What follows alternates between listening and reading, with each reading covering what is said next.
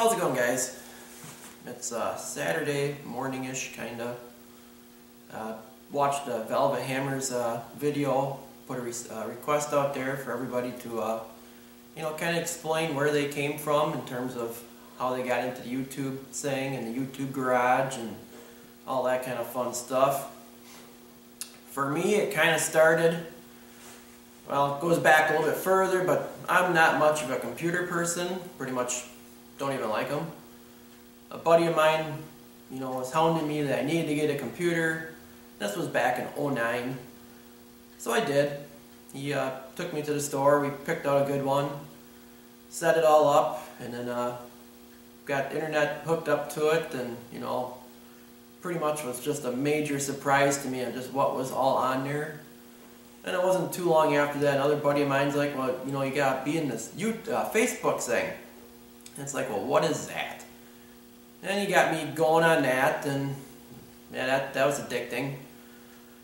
And then somewhere in there, YouTube. But at that time, I was building the mat rod.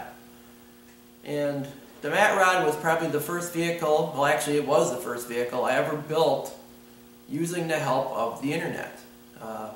Researching parts, finding vendors for parts, buying parts. Didn't really get into the eBay thing, but mainly, like the front brake conversion for the disc brakes. No one made a disc brake conversion for a 64 Olds Dynamic 88. So researching and websites and chats and all that, and I found a place up in, I think it was Oregon, that made it, and emailed them, and they emailed me back, and lo and behold, I bought the kit. But while being on there, I came across this thing called YouTube. It's like, well, what's this, and all these videos, and basically I was watching the music videos probably more than anything, and I just didn't know how it worked. I mean, like I said, I wasn't very computer literate. And then one day I just happened to be scrolling down a little bit, and there was comments, there's people posting stuff on these videos. And it's like, well, that's weird. And then I figured out if you were to actually type something in like rat rod, a whole bunch of rat rods come up. And I was scrolling through that, and a lot, like I'm sure a lot of people are going to be posting, is you come across our Peak. And I was watching him actually build his rat rod from the beginning, and thinking to myself, holy cow, that's pretty neat. Actually, I didn't see the beginning. I think he was like halfway through by the time I fell on, but I know I went back and watched his previous videos. Another one I came across was Gearhead48, and I don't believe he's on YouTube anymore, but at that time he was building a rat rod using a Ranger frame and using the Ranger motor and all that, and then he rebuilt Alice Chalmers tractor, and he was doing some pretty neat stuff. And like I said, I haven't seen him now in a few years. I don't think he's posting anymore. But obviously when you're watching our Peaks channel, especially back then, he was always making references to, 63 Impala. So I went over there, started watching him, and then they were talking about the Chevy Scrounger, so I watched them.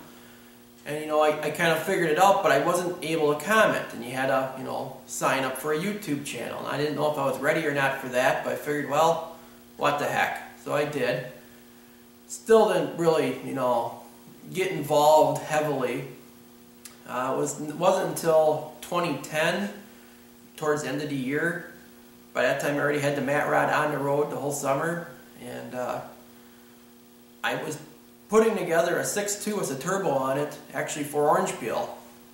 And it was like 2 weeks after I got that engine running is when I bought the 40 Chevy carcass, and my plans changed drastically right then and there. It's like, well, we're not putting this diesel in the truck, we're going to have to sell that for money and get the 40 Chevy going. And I was watching videos on more rat rods and stuff. It's like, all right, I need to start commenting, I need to get a video up. So I made a video of that 6.2 running in the stand. Didn't say nothing, I was just completely shocked with the camera, so I didn't, I mean, I'm not one really for going out and talking to people. I'm not one, I keep to myself. I don't intermingle well with people. I got really good friends, and we all get along really good, and I'm kind of a class clown when it comes to those guys, but usually I'm the quiet type. I don't say nothing. So I posted that first video, and I got a few comments on it, but I think not many. And I was starting to comment on other videos now. I gained a little self-esteem to do that, because I was just kind of scared, posting comments on people like Art Peak's channel, where at that time he had 1,000 or more subscribers and posting videos a lot, and 63 Impala, and I think 63 Impala was the first person I posted a comment to, and then Gearhead 48, and they responded back, and you think about that then. Now it's like, holy cow, this celebrity, if you will, just responded to a comment I posted. It was kind of neat. And then from there, it kind of snowballed. I posted a video of the mat rod and got a couple more comments. I believe Shade Tree Fix-It Man, George, everybody knows George. He was one of my first people to subscribe and comment. Chevy Scrounger, he was the first one. Obviously 63 Impala. And then from there, it just kind of, Sunday nights is usually my YouTube night if I have nothing going on. So in those early days, I would just start, okay, I'd go to Chevy Scrounger's channel, and I'd just kind of scroll down and see who all commented. And then I'd click on their name and watch their channel. If it looked like it was an interesting channel, I'd subscribe to them. And I kind of built it up from there. From doing that, that's why I came, found Stove Bolt 50, Scott, another YouTuber who's not with us at the moment. But, followed his channel. Him and I, we kind of hit it off, shooting ideas back and forth. And he's a very good guy, very crafty at what he does. But after a year or two, and I posted some video of the building of the 40 Chevy. I kind of regret not posting more, but there again, I still just didn't come over that hurdle of, getting in front of the camera, talking. It wasn't until 2011, Jamie, or Lunchbox, 72, if you guys are familiar with, his wife bought that 56 Ford pickup, and we had to redo the motor and all that in there, and that, I told myself, we're going to document this a little bit better. And that probably was the first, series of videos I posted of, okay, we took the motor out, we took the motor apart, found what was happened, rebuilt the motor, put the motor back in, fixed some other stuff. And I got a lot of comments on that, some of them kind of negative. I think that was my first negative comments, a lot of thumbs downs, because, me being a Chevy guy, I always kept saying, yeah, we should really put a Chevy motor in here instead of a Ford motor. But from there, it kind of snowballed. 2011 was the year I really kind of pushed. And it is what it is. But one of the things I've always enjoyed doing, and this goes back in my Sundays thing, is I'll type in a search word, 72 Chevy pickup or 67 Chevelle, just see what comes up for a video.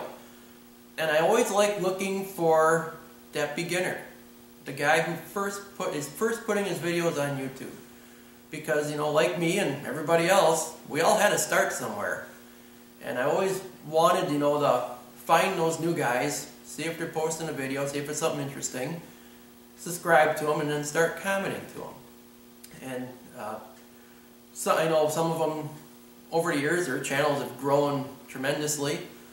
Not saying that was me, but I'm just saying, it's kind of neat seeing that you saw somebody post a video for the first time, and now their channel's grown to what it is. Mr. Heavy Chevy, Mrs. Heavy Chevy, In Debt for Kids. I just happened to stumble across them, on a Sunday night. Just typed in a search word, and hey, look at this. I got 2 videos up. Let's see what's going on over here, and the rest is kind of history. Lately, I came across the Chevy Man and a 2010 Monkey Wrench.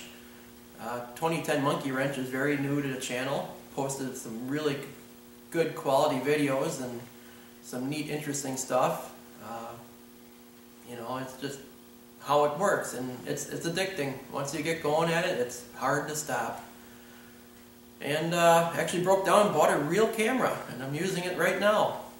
We'll see how good it turns out. Might have to do this again.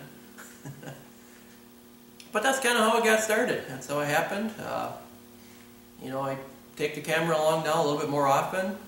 Most of the people that I hang with, friend-wise, they kind of look at me like, what are you doing? Why are you posting this stuff on the internet? And they don't get it. I've explained it to a few. I only have maybe a handful that actually get it. most of them will not get in front of the camera at all. If I even mention the fact that, yeah, I'm going to videotape this, they're gone. They leave. So it seems like I'm always here by myself, but usually they're standing outside, or, you know, they're hiding somewhere. Or it's kind of funny, actually, but I made a lot of good friends on here. It's amazing, you know, the camaraderie amongst everybody. I know this summer I'm hoping to get a little bit further out to the car shows, see some people maybe, and see some new stuff. Want to get up north of here. I got Dan F. Howell. Check out his rat rod and stuff. I mean, he's really not that far away from me, so I'm hoping this summer to take a long weekend and just cruise on up there. And they got that big car show down south, so maybe, you know, we've been putting a little communication together from some other people, and maybe get that going. That's Labor Day weekend, I believe. Gasorama or Greasorama. I think it's Gasorama. So if that works out, if I can get my vacation days and everything falls into place, I will be traveling. But it's been fun. I enjoy it, and look forward to always watching videos. I try to watch as many as I can in my limited time. VW Darren, you know, he's always saying push that button, and I try. You know, it's not always easy when you come home from work and you just put in a 10, 12-hour day and you're dead tired, and the last thing you want to do is, you know, keep wrenching when you come up to the shop for your hobby. So it's always a challenge, but I'll make it happen somehow. So what's that? That's all happened, and we'll talk to y'all later.